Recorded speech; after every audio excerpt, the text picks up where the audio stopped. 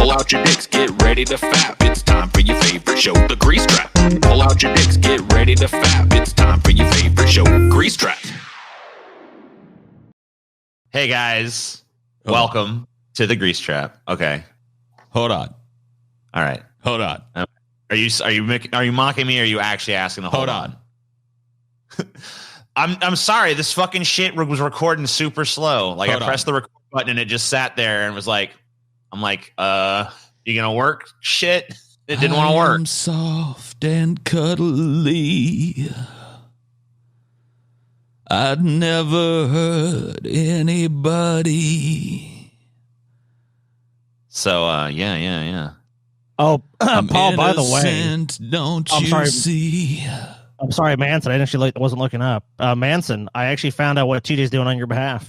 I figured it out. Actually, I didn't figure it out. My wife figured it out. TJ, please defend me. He is doing that in a fashion. I don't know why he doesn't want to publicly say he's doing it, but, you know, I do know what TJ's doing now. I have seen what he's up to. I'll say, TJ, that first off, just disappointed in you. Would you please uncancel me? I need help, TJ, don't you see? Yeah. That document needs to be set free. Let's put it this way. Because I'm literally a dying god. You have to say that it's a almost like a living document. It's taking on a life of its own. A living document, huh? Yes. Dude, yes. Did you sick Galen on this shit? No. You did, didn't you? You've got Galen preparing your fucking research document. No. That's what's going on. That's what's going on, dude. No. Paul, I'll tell you. I'll tell you privately after this is over what it is. All right, fair enough. But I don't know if TJ wants it to be revealed. But he is working on something. I have seen the proof of it, so there is something that's going on. Yeah, but I will say he did not come to me. He just confirmed when he realized that I had figured it out through somebody else. He's like, okay, well, I admit to it.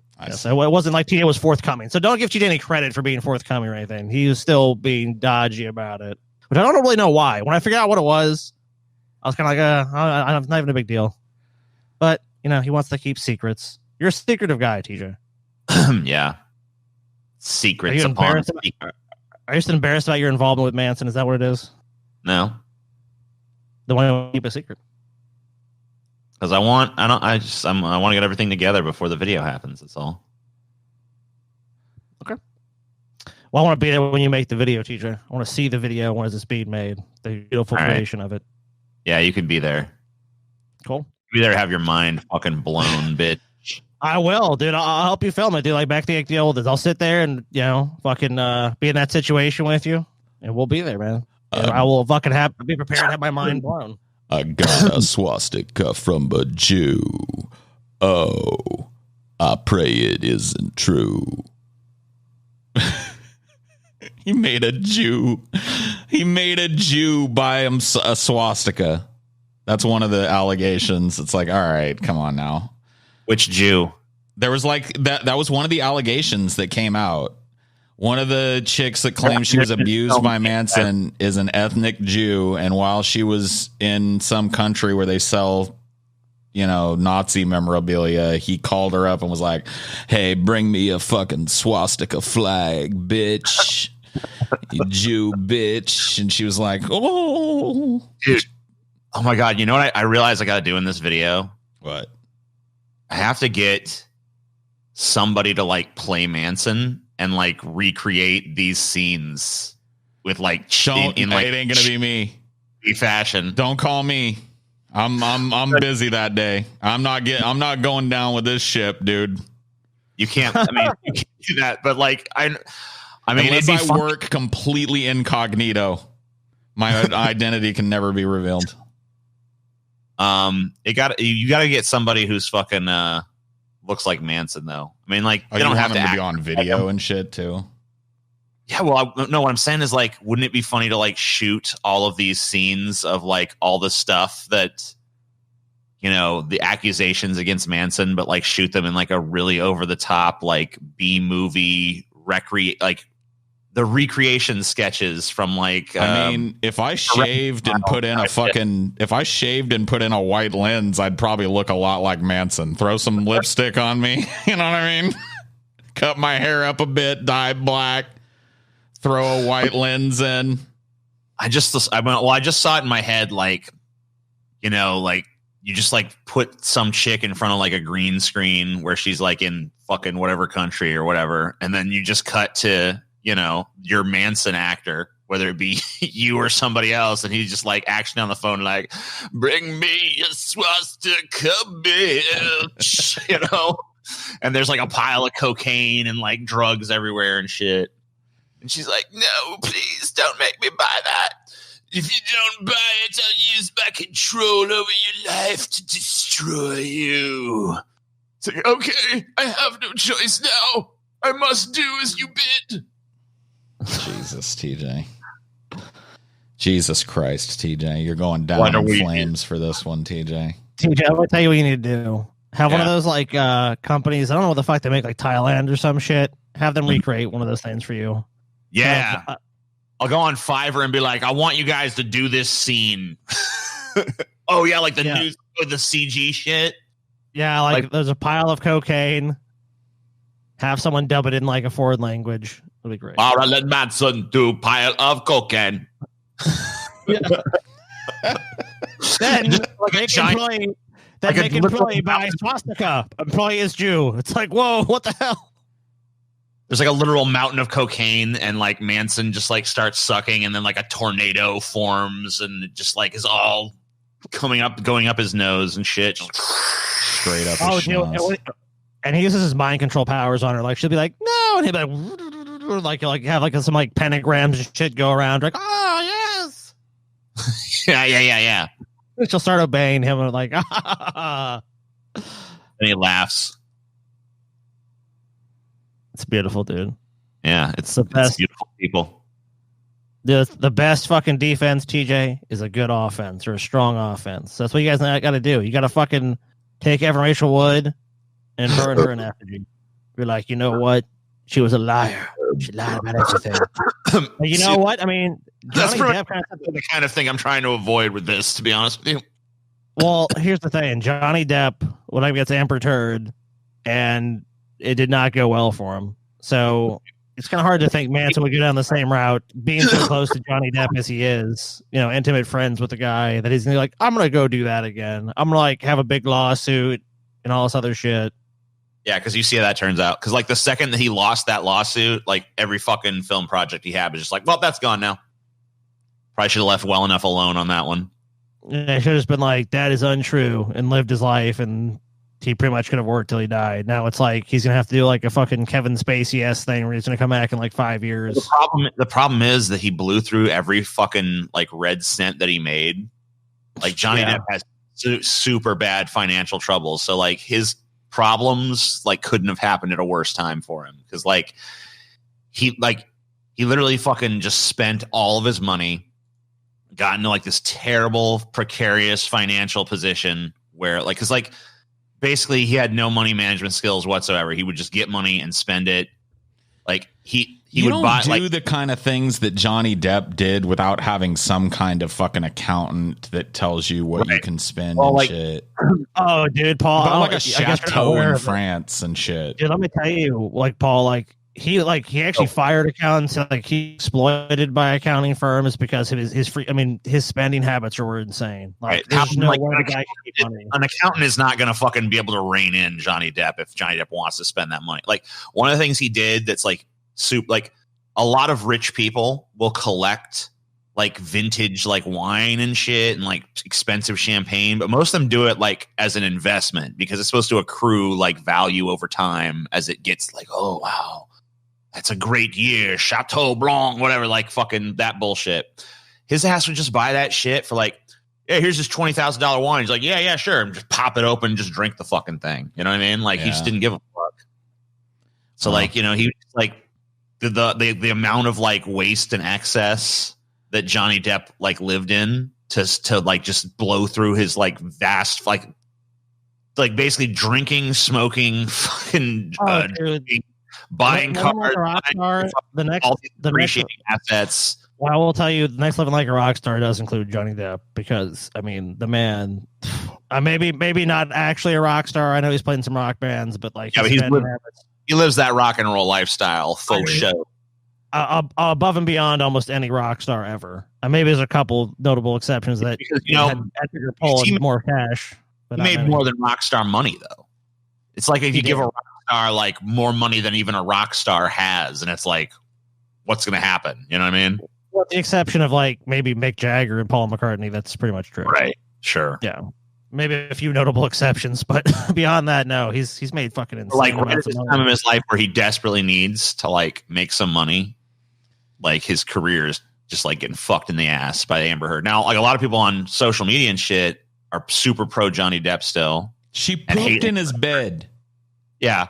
They hate Amber Heard, but for some reason, like the Hollywood mechanisms that are usually super responsive to like Twitter criticism on this one, they're like, no. Amber Heard is great. Johnny Depp's a piece of shit. You know, I think it is more than anything. I just think Johnny Depp has just become less commercially viable. Yeah, I mean, honestly, it's been a long time since I've liked him in anything. I think that he's getting that Bruce Willis, Will Smith disease where it's just like you can just tell every time you see him on screen, like, oh, he doesn't give a fuck anymore. You know what I mean? Like there's you see Will Smith. Some filmmaker out there with clout that's willing to put Johnny Depp in some redemption role. You know what I mean? Oh, I mean, I don't think he's gone. I don't think I don't think he's like canceled in the way that he ain't going to fucking have projects coming down the pipeline at some point. I mean, you know, he's just going to have to declare bankruptcy and sell some assets and shit. He'll be fine. Yeah. It's going to hammer it up. You know, like that happens to a lot of these guys. They live beyond their means, even though they make an extraordinary amount of money to begin with. And then eventually the gravy train fucking stops. You know, it's pretty much happens to anybody. You know, either you're dead and that's why it stops, or you just don't get those fucking roles you're making $300 or $400 million anymore. Because he made so much off Pirates. That was a big thing that really cemented him as a star and earning those big bucks. But, you know, that's going to end up, that's going to dry up at some point. I just want the opportunity to extravagantly spend myself into the poorhouse. You know what I mean? Just once. Yeah. Yeah, that's all I asked for. That's all I asked for. Just let me buy a couple of chateaus and an island and a giant floating fortress of a fucking yacht and like all the cool cars and clothes that I want and all the jewelry that I can think of that would look cool on me, and like just drape myself in diamonds and gold and then have to sell it all and go poor and end up living on the streets, man. What a life arc. What an arc that would be, you know? Can you imagine if Bezos went nuts and just started like buying things could Bezos even go nuts to the point where like, is there enough shit for Bezos to actually purchase luxury wise on the planet? I mean, he could go around and just like at his level, he'd probably have to go around and like start like just buying like mansions and shit like all over. Like, I'm buying another mansion. I'm buying a castle in Scotland. I'm buying a fucking. But like, think about those. Like, he's on track to be a trillionaire, right? So right. You see those like castles in Scotland. Castle in Scotland for sale for $124 million. That's like $1.50 to him. You know what I mean? Yeah. Okay, so I looked up, if you want a stat on how wealthy Bezos is, I was looking up wealth stats about him just the other day. So they said basically like I'm probably gonna fuck it up. It's like somewhere along the range of like $1 million, 1 million, 1.1, 1.2, something like that, is basically the equivalent of like what $1 would be to a normal person, to Jeff Bezos. So like basically like you can think of $1 million as his $1 bill. Right. So a $500 million mansion is a $500 expenditure to him. It's nothing. So like that's what I'm saying. Like, could he conceivably just buy? Like, is there what could he do to go broke? Like, how could Bezos spend himself into the poorhouse? Well, the problem is too, he buys a bunch of houses. He still has those houses as assets. Like, he would have to literally like buy mansions and then pay construction crews to go and demolish the mansions, and then the easiest way for him to lose his wealth would be some sort of like he did some horrible shit, like Jeff Bezos behind the Uyghur genocide, and he basically has it stripped from him. Right. But like, assuming that isn't the case, if he just went like fucking ape shit and was like, I'm going to buy everything that I ever fucking wanted and everything I ever never wanted, you know what I mean? Could he spend himself into the poorhouse? Yeah.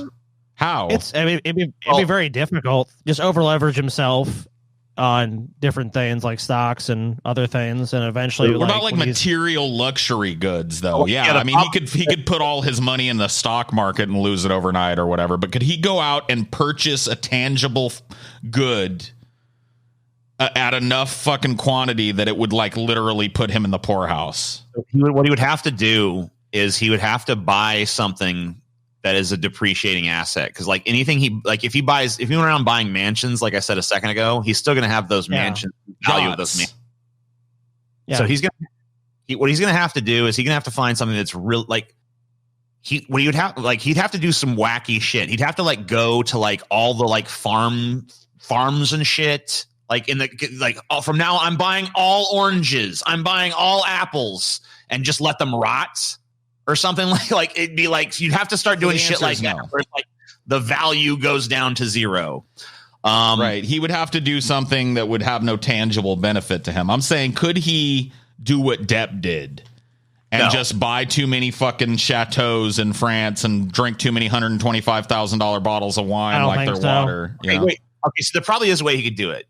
Because he's so rich, he would have to just start buying things at to the point where he just like accrued so much debt and interest and stuff that creditors would take all of his money. What about personally financing some insane luxury? Like, what if he personally financed the creation of some kind of luxury bar in space that orbits the Earth or something, right?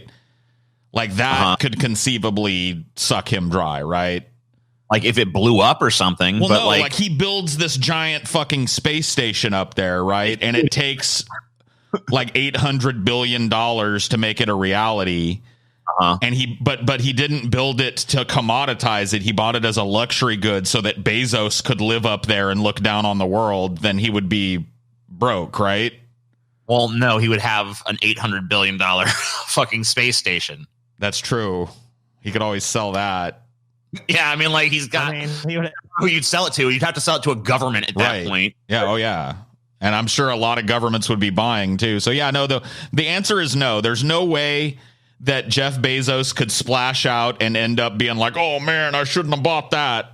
You know what I mean? Unless he does something completely self-defeating, like buying all the apples and letting them rot. Or like just exactly. Yeah. Produce and letting them it just, there's just no fucking way. These rich guys don't even sell their stock anyways. They did people don't even understand how these guys like have money. It's like, how do they live? It's like, okay, well, because famously most CEOs, I pay myself $1 and I have all stock. All they do is they borrow against their stock. Right.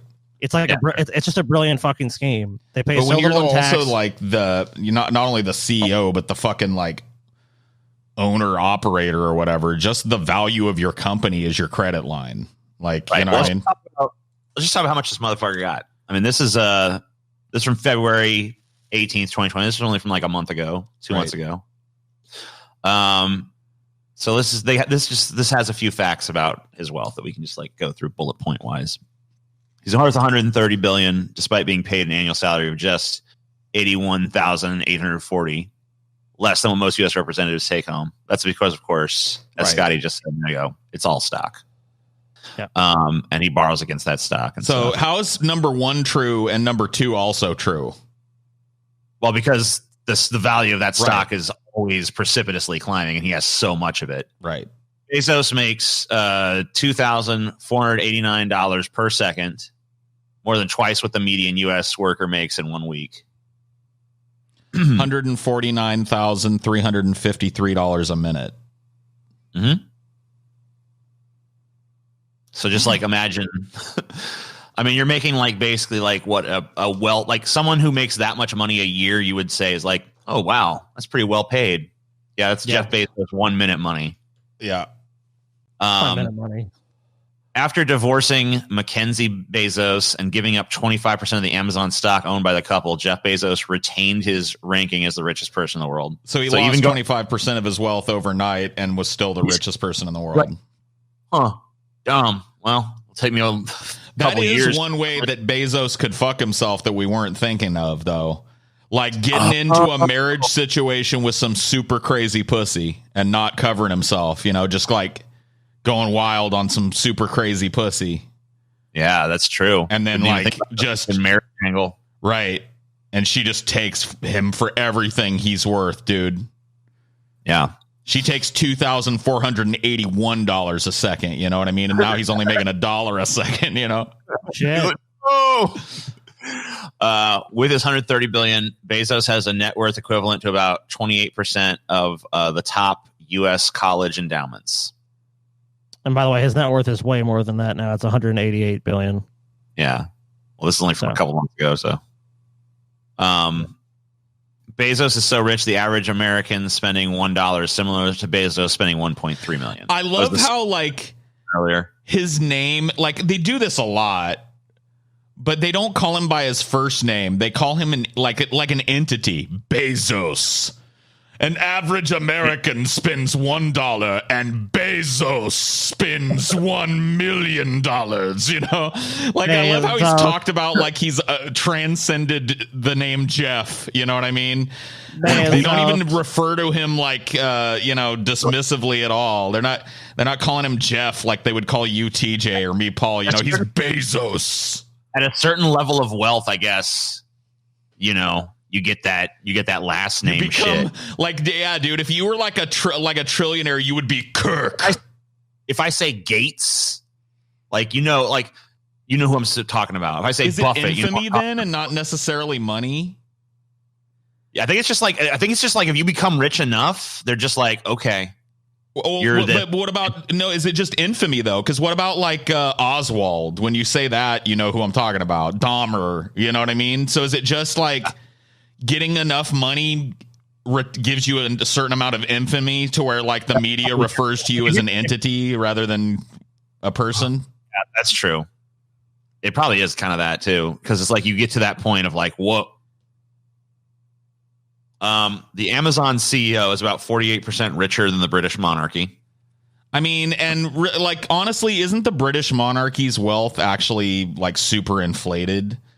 They don't necessarily own, right? Because they're maintained as a ceremonial monarchy, right? And so it's not like the Queen could tear down Buckingham Palace and rebuild it if she wanted, right? It's part of the value of the land. They own so much land. Do they actually own it? As I don't understand the fucking monarchy at all. I don't really know how that works at all. I don't want to fucking speak out from ignorance. I'm not sure, but I would guess that, the amount of land and probably other investments just being the fact that they've been rich for so long. I know they're maintained at a level of wealth and opulence, but how much money do they actually have liquidity? I don't know. Anyway, what else is Bezos doing? Bezos is worth almost the equivalent of the entire gross domestic product of the Ukraine. Bezos' net worth is greater than the GDP of Iceland, Luxembourg, and Zimbabwe combined. Bezos. Soon the Bezos will consume all. Bezos. And by the way, when you said Gates, because of Matt Gates's shit, I thought you were talking about Matt Gates. So I guess Gates ain't quite there. Gotcha. Well, I think prior to that, prior to that, yeah, if you just said Gates, I would immediately think who, Bill? But now, my mind, it took me a second to realize, no, he was talking about Bill Gates, another notorious billionaire. According to the Social Security Administration, the average American with a bachelor's degree will earn about $2.2 million in his lifetime. Bezos makes that in just under 15 minutes. Pretty good. That's not bad. That's not a bad. Lifetime. Yeah. That's not a bad nut there. Even if a moderate wealth tax had been implemented in America almost 40 years ago, Bezos would still be the second richest person in the world. Doesn't even matter, dude. Bezos lost more money in 2019 than almost any other billionaire in the world, but he's still the richest of them all. Oh my God, man. What a nightmare. Well, that's all over now. Bezos got a fucking windfall in 2020. Yeah, he's good now. He made that up and then some. Yeah, I don't know. I thought this article was from a couple months ago, but I see this is actually from 2020. So this is like a year ago. But he's like way richer now. Actually, the pandemic enriched him greatly. So he's actually like, these facts are like out of date at this point. Yeah. Like he's way richer now than he was then. He's probably making more money. He's probably making like now. So like with the $1.3 million being the equivalent of a fucking dollar for him, it's probably gone to like 2 million or near it or something. Whereas now like 2 million is the equivalent of a dollar. Bezos. Well, I mean, Amazon stock has been crazy. If he actually becomes a trillionaire, that'd be like what's the GDP of America? Like I know our GDP is crazy high, but like he'd be like a pretty significant percentage of it at that point. I mean, let's see. Yeah. I mean, he would be at least. I think would he be like an actual like? I don't know. What's the annual GDP? Right now we're looking at. Oh, go ahead, Paul. Let's see. Yeah, I'm looking at. Let's see. GDP in the United States falls 3.5. These are arcane, so knowing exactly what the GDP is, but it looks like.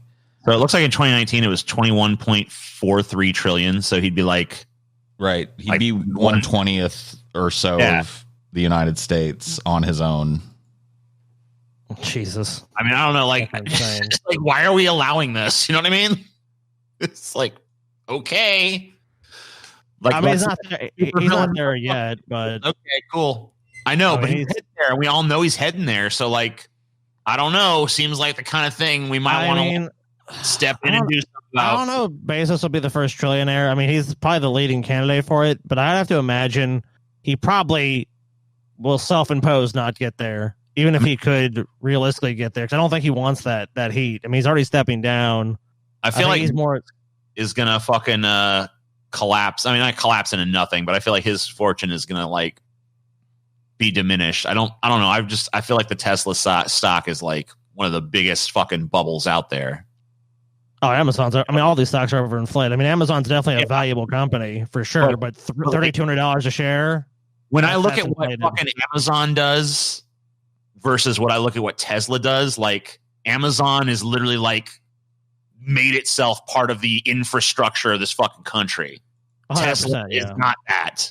Tesla's not that at all. But Tesla has been on the forefront of basically the revolution with automobiles because all the big manufacturers are now going electric. So if most auto sales go electric, Tesla is well positioned. Now, do I think it's as good as I'd say Amazon? No, I don't think it's instrumental by any stretch of the imagination. But I would tell you what, Musk's valuation is probably not too far off. I mean, probably inflated somewhat for sure. But I don't think it's as inflated as you would think. We're just not there to that point yet.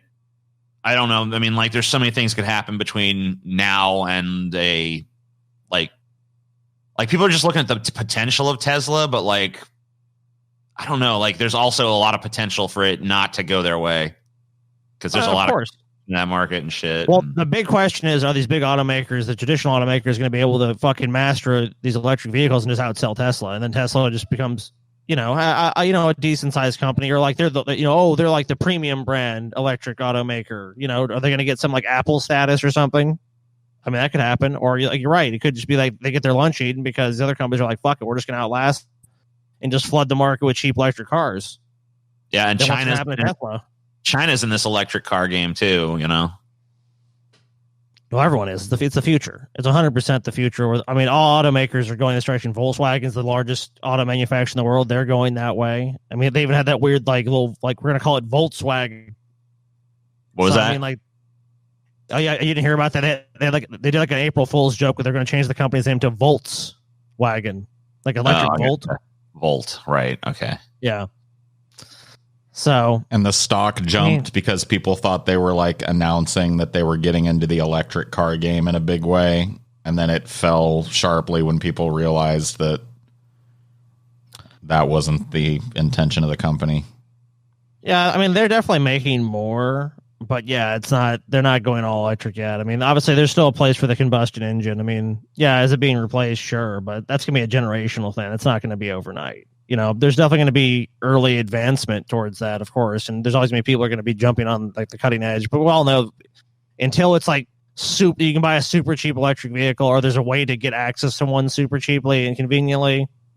I mean, I still think it's a long shot if you don't look at it as a generational thing, because people are slow to change. A lot of old people are never going to want to drive electrics. I'd say most people over 50 don't want anything to do with them. Like, it's going to run out of juice. I don't trust it. It's going to blow up. It's going to do everything. It's like they don't like it.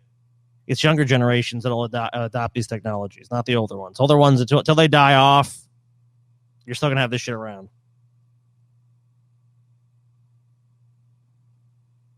Fucking bastards.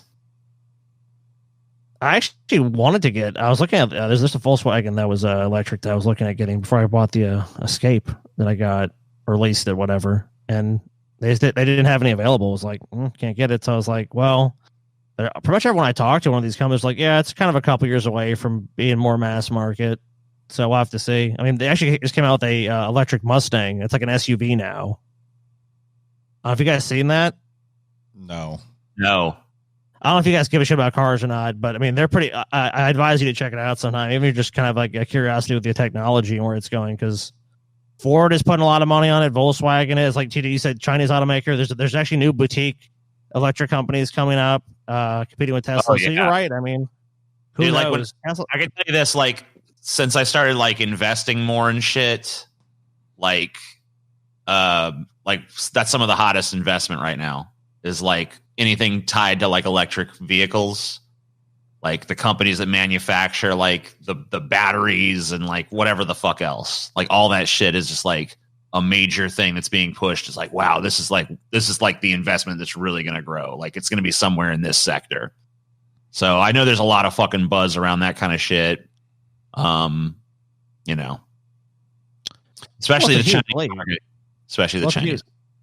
Well, yeah, I mean, all these countries have very ambitious goals, and personal vehicles, and obviously trucks and shit like that, they pollute a lot. So if there's some way to actually feasibly cut that back that makes them look good on paper, no, there's still a lot of issues with. It's fucking China. You know what actually fuck out China's environmental goals? What's that? Is fucking Bitcoin mining. There's so much Bitcoin mining going on in China right now that it's like this huge fucking energy drain, because like the Bitcoins that are still out there yet to be mined require so much fucking energy to mine, because the algorithms or whatever the fuck you have to solve. Algorithm is probably not the right word, but the equations you have to solve in order to fucking get the Bitcoins now are like so advanced that, it takes like massive processing power. So you got these giant fucking Bitcoin mining operations going on in China that are just like, I think that there's like some pretty crazy statistics about. I mean, like there's some of those going on here in the U.S. and that's driven scarcity. That's why consoles are so expensive and hard to get now. Like the PS5 rollout, it's still hard to get your hands on a fucking PS5 because the GPU inside of them have become rare because people are buying them en masse to create these server farms to farm Bitcoin. And so it's driven scarcity in GPUs for gaming. So gaming companies have stopped pushing the envelope as much graphically because they know that there's a hard limit until all of this passes, or they figure out some way to fucking massively boost processing power that doesn't include GPUs.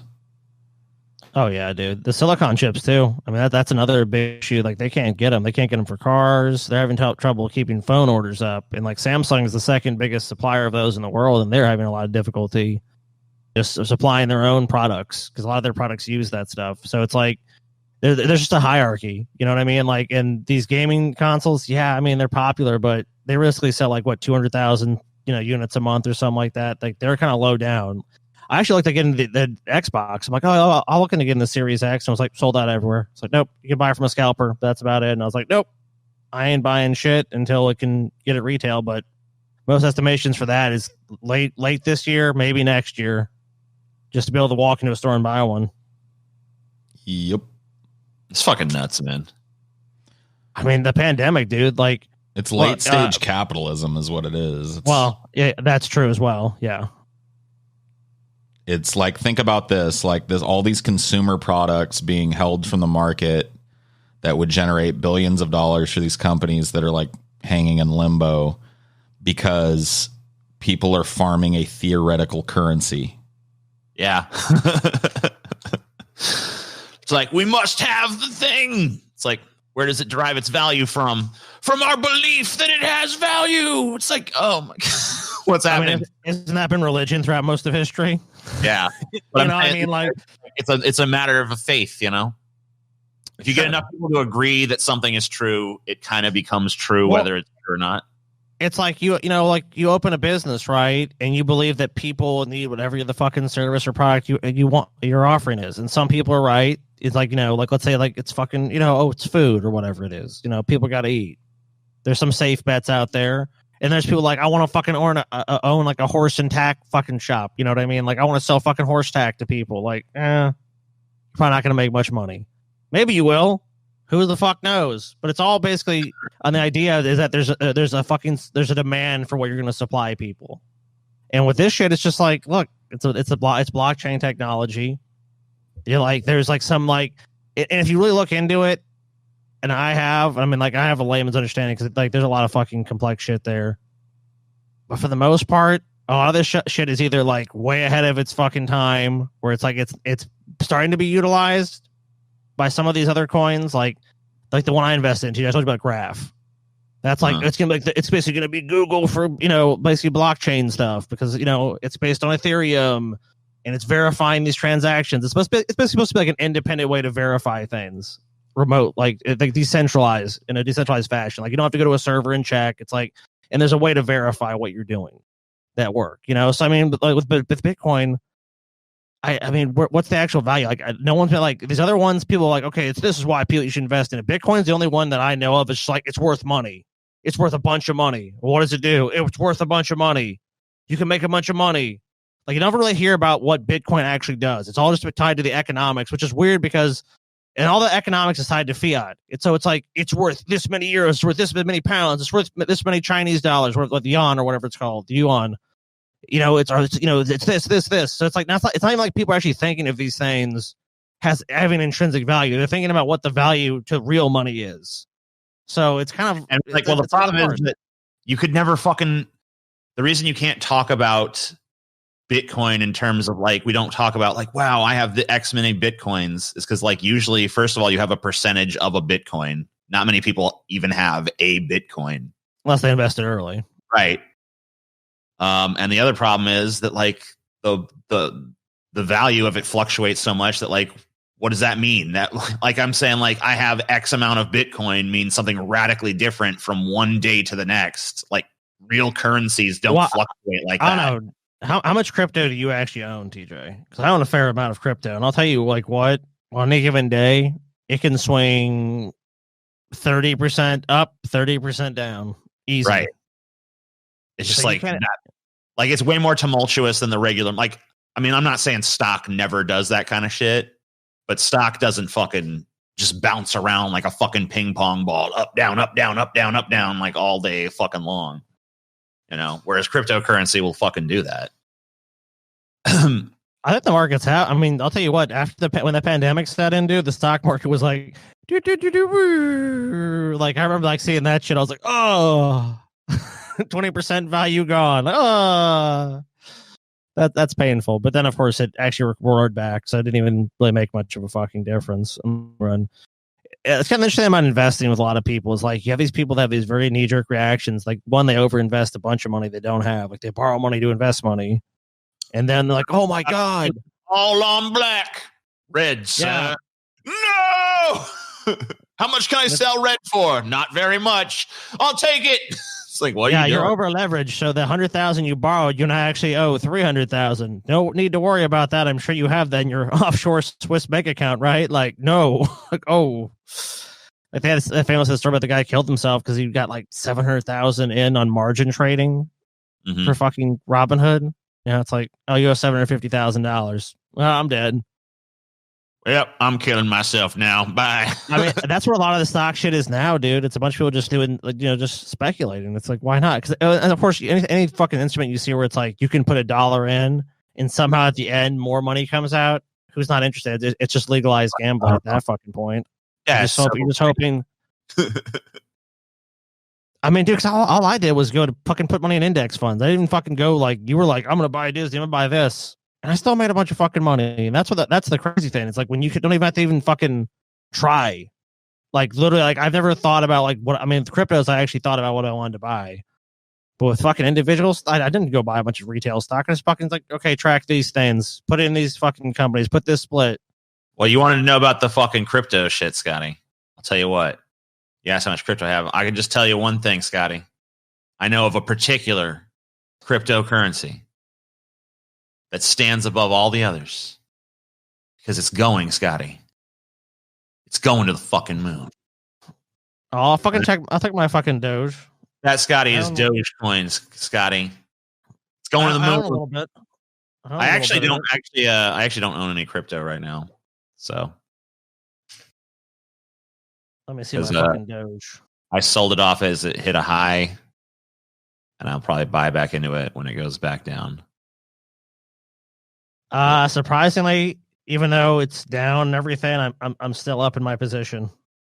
Yeah. So basically, what I do is like, I basically, because it just bounces around, I just like it goes up, I sell it, it goes down, I buy it, it goes up, I sell it, it goes down, I buy it.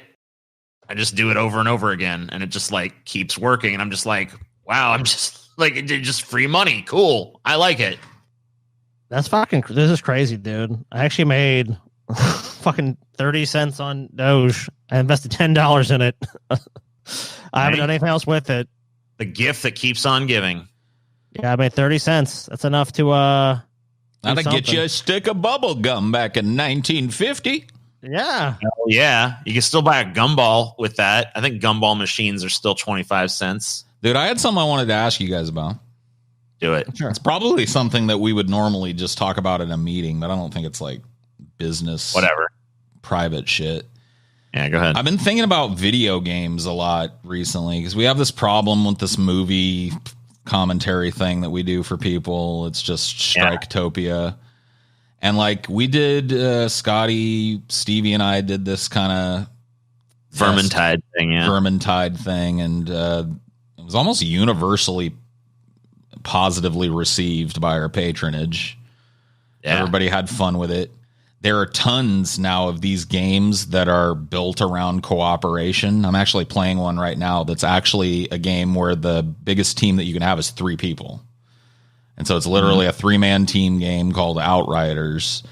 TJ is not a big fan of video games and shit, but Stevie certainly is. You know what I mean? Yeah. And I just think it's a possibility for us to branch out and do some content because I'm telling you that Vermintide shit was super fucking easy to make.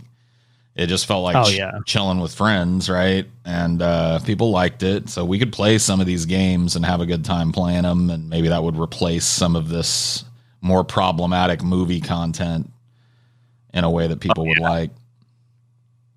No, I mean, because those things are fucking. I mean, like, guys, those movie commentaries, like, it's the biggest hassle that we have because they're so fucking hard to like put up.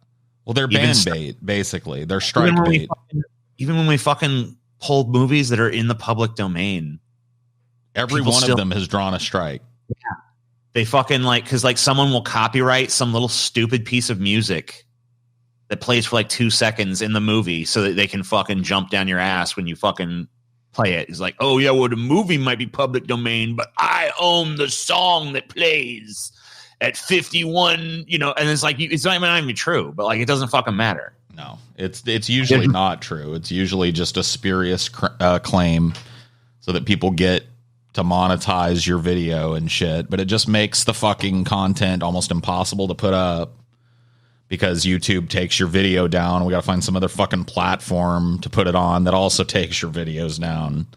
It's just, but video games seem ubiquitously accepted on all these platforms. If I went live right now on my channel and played video games for fucking 20 hours straight, YouTube wouldn't fuck with my channel at all. They would just let me do it. I could play through an entire video game, show all the cutscenes of it. Unless I was really unlucky, YouTube's going to be fine with it. You know what I mean? They don't give a shit. Yeah, that's crazy too. There's all kinds of music and shit in there too that you think someone would have been like, oh yeah. But like, I don't know. They just like, they know that their platform is so reliant on it. Well, it's like, this is actually kind of cool. Cyberpunk 2077, which released relatively recently, I guess, actually had two different musical playlists in the game. One of them was copyrighted music that was purchased by the company to put in the game, and one was a completely copyright free bunch of music from local artists that agreed to just kind of give up their rights to it and put it in there so that streamers could play the game with the radio on. And a lot of the copyright free music in the game is actually way better than the shit that they paid for. So go figure. You know what I mean? So it's actually a pretty cool feature in a recent game to include these, like to give artists some exposure by putting them in the game, by having the artists agree that like, yeah, people can stream this shit if they want, you know? Yeah. I think that's good, man. I mean, yeah, to be able to have that ability, because I mean, as we know, music is one of the fucking worst things that you'll pop up on. Like, videos are bad. Like, even movies are like, that it can be dicey.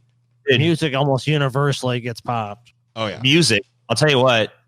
You know, what's that guy? The Lil Nas X. Fucking what's that song he did? Montero or whatever. Yeah. So I was doing a video about him. It was like part of Abandoned Hope, and I clipped it and put it on my channel. And there was a part in the video where he's doing like this fake apology for his shoes that like just jumps right into a clip of him doing the song, right? Of the music video. Yeah. Like the offending part. But anyway, like I played probably like, I don't think I broke the 5-second rule. I'm pretty sure I played like 4 seconds of the fucking thing. Yep. Still got hit. Which is like, again, YouTube even tells you like, 5 seconds. Didn't even get to that fucking benchmark. And they're just like, nope. Even like a lick of this song is not too much. Copyright. It's like, oh my God. It's ridiculous. Play fucking 3 seconds of a goddamn song. You know, just enough for people to like vaguely tell what they're like. It's like nothing. That should not be copyright infringement to play 3 seconds of something. It's not. I mean, if we're being honest, it's really not. It's just that these companies have made it that way, and YouTube is basically aided and abetted with that. You know, playing 3 seconds of a song, or providing critical critique or commentary, or talking about a song and playing parts of it and describing what's going on with the song, or what you think about the song, what you feel about the song, should be completely fair use. And the fact that it's not just shows you that the system is fucking completely unfair to people that want to use it. Now, obviously, if you just want to upload a song and say like, no copyright infringement intent, and you just put the song on, you monetize it, yeah, they have a case against you. But if you're doing something that's covered by fair use, you should be allowed to do it. But you're not now. Everyone knows that. If you put that on there and you made a video critiquing that song, you know for a fact there'd be like fucking 15 strikes on that video. Oh, copyright strike, or we can't monetize, or we're gonna monetize this because you used our shit. That's my favorite one. They stop you, but then they take the money from you. It's like, okay, you did something, you used like three seconds of a song. Now we get paid, but this is bad that you did this. Why is it bad? Isn't it going to lead to more sales and more interest in the fucking product? Yeah, I mean, like, I would imagine that if you're like a recording artist and shit, and someone plays a small section of your song, like that only enhances the chance of someone going and listening to your fucking full song. Okay, like take Old Town fucking Road, dude. I didn't even want to listen to it. I didn't even like that fucking song. But I've heard the song so many times. I'm like, whatever, it's Old Town Road. But I fucking heard it because it was like, but yeah, but I'm just saying, like, that's because fucking people just fucking wouldn't shut up about it. It's so all those fucking people did that probably reposted the song and fucking violated the copyright, was just make him more money and make that company more fucking money. So at the end of the day, I don't really see how they're suffering. How the fuck are they suffering from people pushing their shit for them? Yeah, one of the ways he got that song to be a hit in the first place was people like doing TikTok videos around it. Like that was like the big exposure that it got so early on. So like, you know, it's just weird that it would be like his song specifically. Well, that, like, TikTok acquired the rights to play Sony BMG's entire catalog. So people on TikTok are shielded from the copyright thing. That's what's behind all this.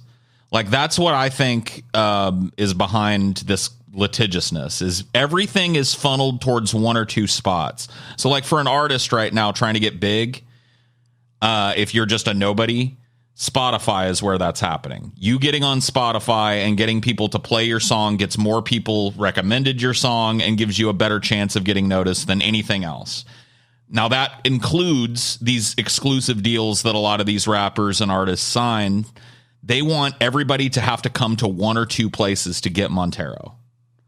They don't want you to be able to go to Joe Blow's fucking channel and get Montero. They want you watching the official upload of Montero.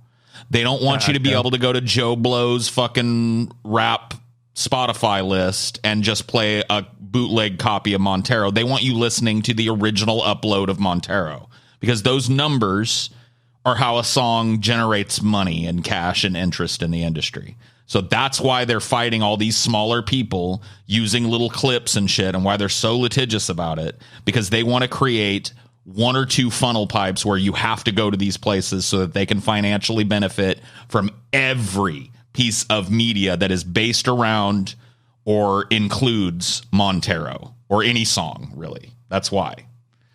So it's just them yearning for the days of like selling you a fucking 8-track or a cassette or a CD. They don't have to yearn anymore, though, Scotty. They've found a way to re-implement that. You see, you remember at the beginning of the internet when, oh my God, I don't have to fucking buy a CD anymore. I can just go download a whole fucking album, right? No problem. They found a way to implement that now. They have commoditized the distribution of music to such a few platforms that it's like, take your pick.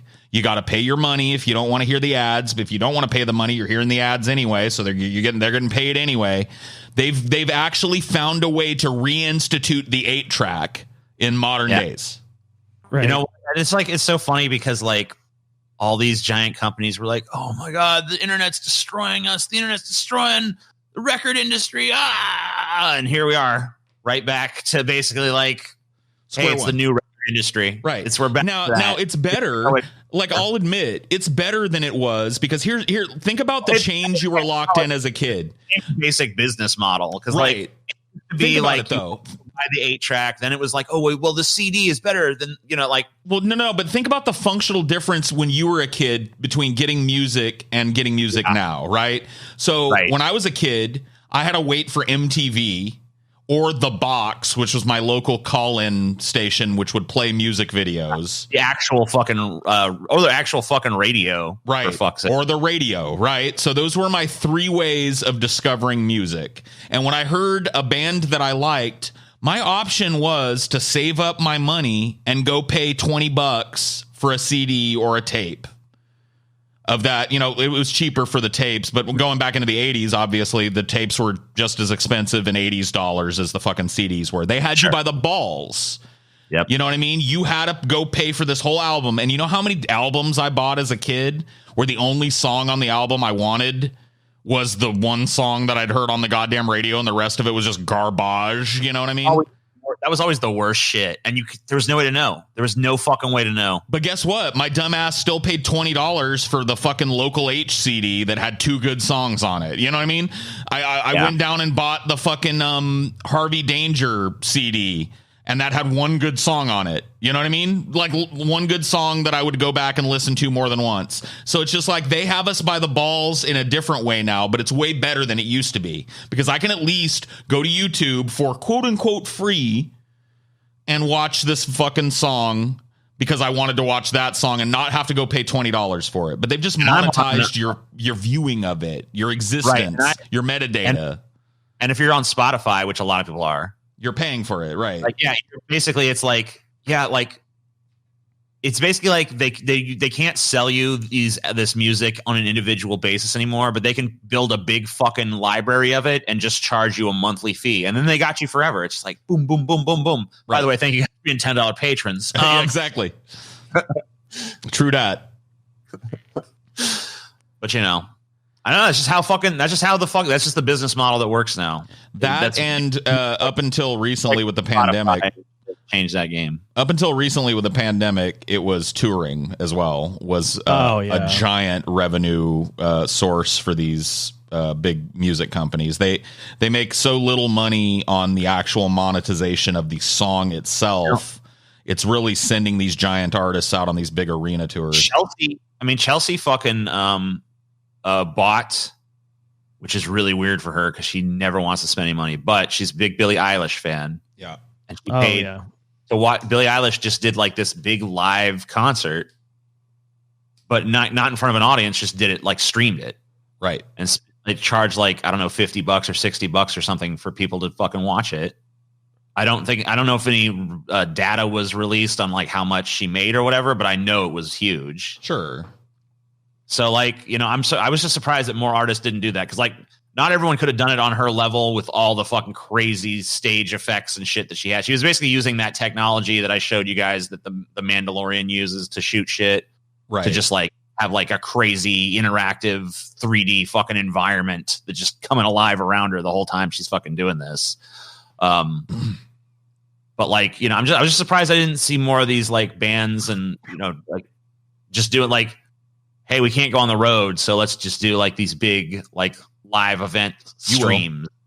But you know, you will. A lot of bands have been doing them.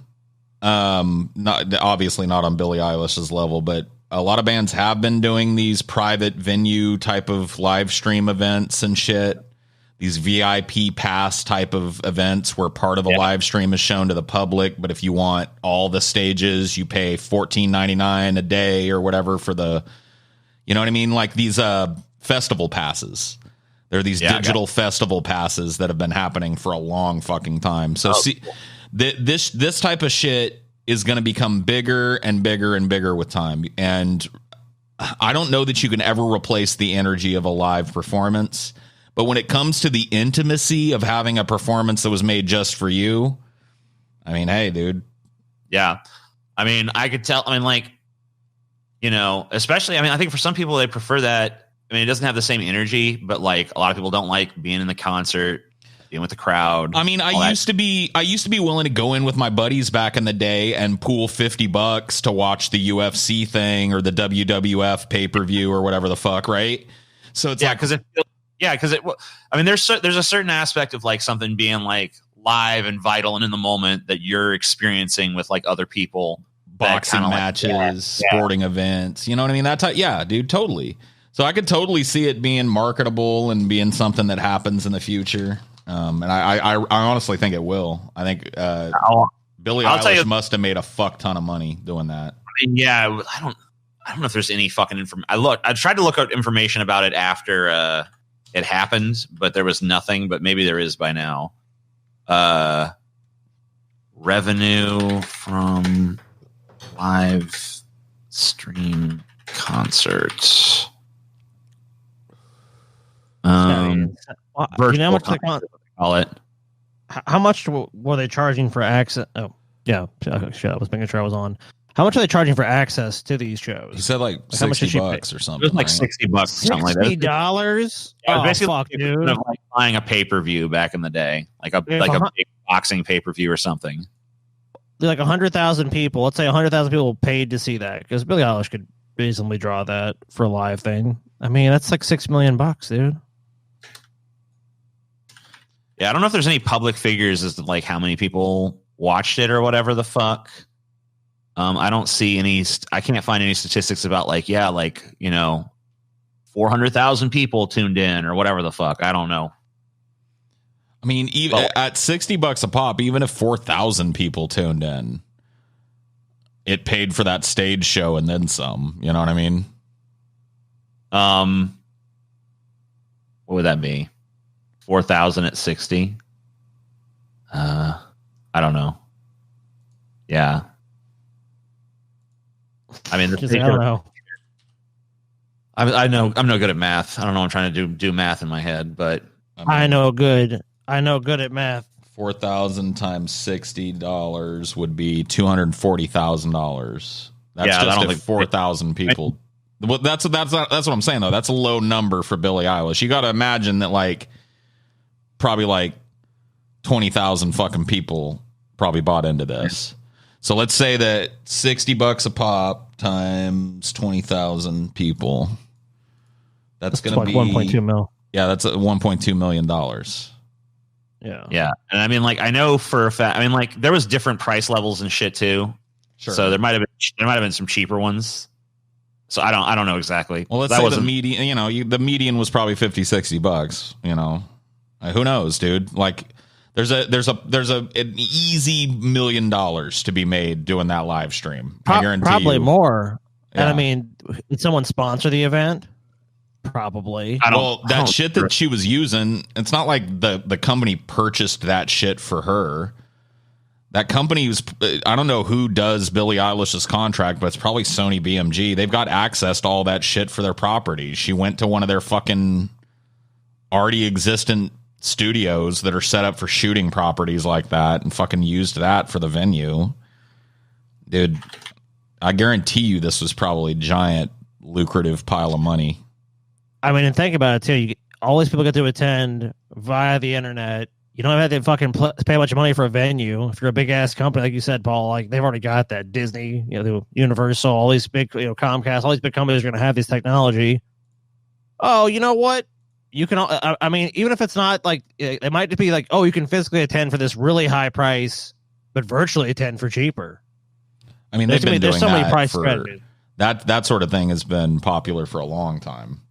Like buying these virtual passes to whatever the fucking big Lollapalooza type of, you know, events are where multiple bands play and you buy the virtual all access pass, which gives you access to all the stages. Like Coachella or something. Yeah, Coachella and that type of deal. I was brain farting on the name, but yeah, you buy the virtual pass to it and that gives you access to every stage and you can watch them all.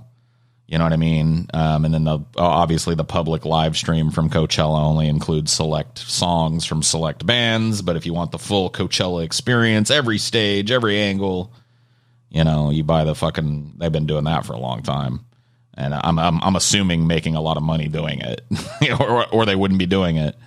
Oh, but now there's a way more of an impetus to do it too, though. For sure. You know, with COVID and everything, a lot of people are, I mean, look, people are going to, obviously, some people have already returned to normal, but, you know, next couple of years, a lot more people are going to look at that as a viable option. Like, I don't, you know, yeah, maybe I'm fine going to my local community, but I don't want to go to some giant concert in the city. Like, I'll just attend virtually. Like, I think there's actually more of like a driving force behind that now. Because a lot of people are, I'm sure, are just going to be scared for the rest of their lives about this kind of shit. Sure. Well, fellas, is that a grease trap? No, that's not a grease trap, Paul. That's not. Know. Good practice grease trap, you guys. But I think we got to shake a little more rust off. Take two. Okay. Two. All right, I'm stopping this one. We'll start again. Deep fat fried. Deep fat fried. Deep fat fried. Deep fat fried.